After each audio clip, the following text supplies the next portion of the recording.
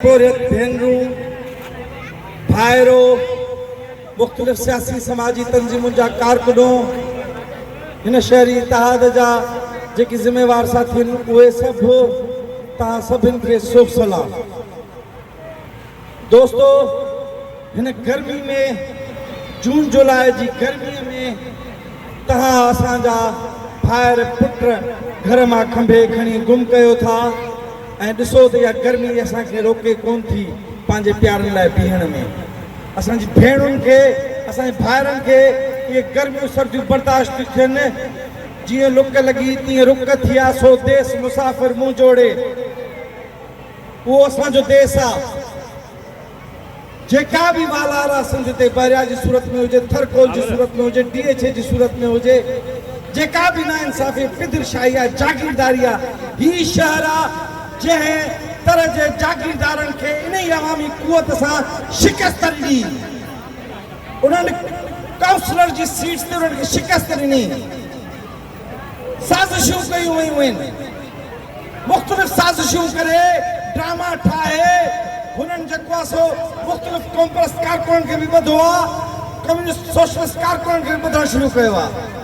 साज़िश थी 20 साल हिन शहर में पोरो कंदड़ हिकिड़े पठाण खे मारण और शहीद करण, उहा बि साज़िश थी। सभु शरपसंदी जूं गंढूं, सभु शरपसंदी जूं रसा उहे हिकिड़ी जॻह ते था वञी मिलनि। अवामी वर्कर्स पार्टी समूरनि साज़िशुनि जो मुक़ाबिलो कंदी। अवामी वर्कर्स पार्टी पंहिंजे कारकुननि पंहिंजे साथियुनि सां गॾु बीहंदी, कॾहिं बि उन्हनि खे अकेलो कोन छॾींदी।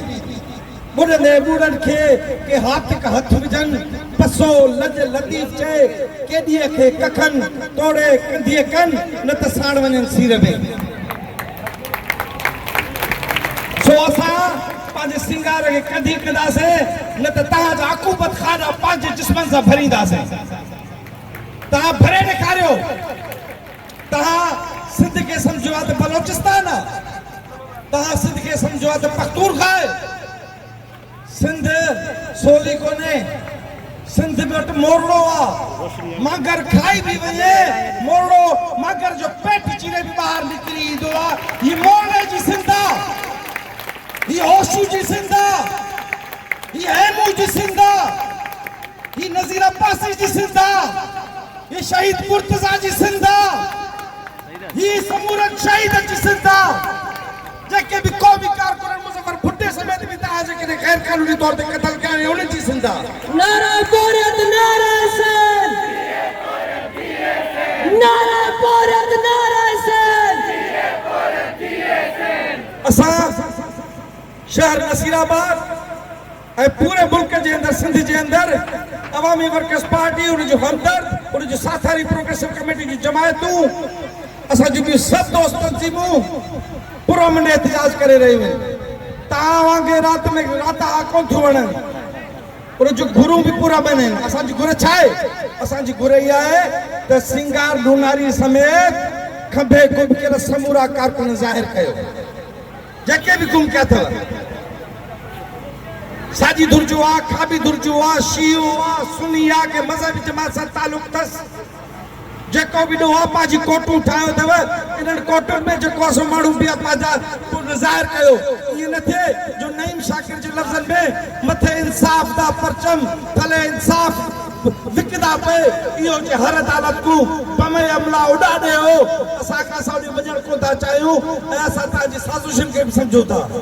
असां मगर जी सॼी ताक़त छा में हूंदी आहे? पाणी में। मतो आई मछ थुला तो थुॾाणी, तो जा भाई अच्छे ते पानी पुडाड़ी है ना। जबरी गुमशुदगी के हवाले से Awami workers party Sindh progressive committee झेड़ी दी आई है, झेड़ी दी रहती। ताजी भुले ताके असांजो माण्हू हज़म थींदो, इन धरती धड़ी हज़म थींदो, पूरे हज़म थींदो। मुंहिंजो लीडर यूसुफ बस्ती खान वॾी तकलीफ़ में बीमारी के बावजूद हिते पहुतो आहे।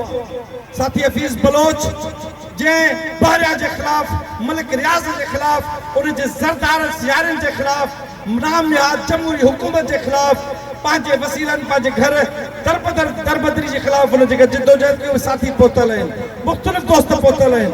मां जंहिंजो नालो खणा न खणा अवामी वर्कर्स पार्टी सिंध जे सदर जी हैसियत में मां पंहिंजे पोरे भाइरनि जो मुख़्तलिफ़ सियासी समाजी तंज़ीमुनि जो हिन शहर जो सॼी सिंध जे सुञाण शऊर जो जे मॉरल सपोर्ट बि कई आहे असांखे असां उन्हनि जा थोराइता आहियूं साफ़ी दोस्तनि जा बि थोराइता आहियूं ऐं मुख़्तलिफ़ साथियुनि जा थोराइता आहियूं तव्हां सभिनी साथियुनि जा लख थोरा बसि इहो रुॻो वाइदो थो वठां त सिंगार नुनारी खे जेसि ताईं ज़ाहिर न कंदा इहा जिदोजहद जारी रहंदी जवाब ॾियो हा में हथ खणी जवाब ॾियो सिंगार जी बाज़ियाबी खबे गुप्तल जी बाज़ियाबी ताईं जिदोजहद कंदो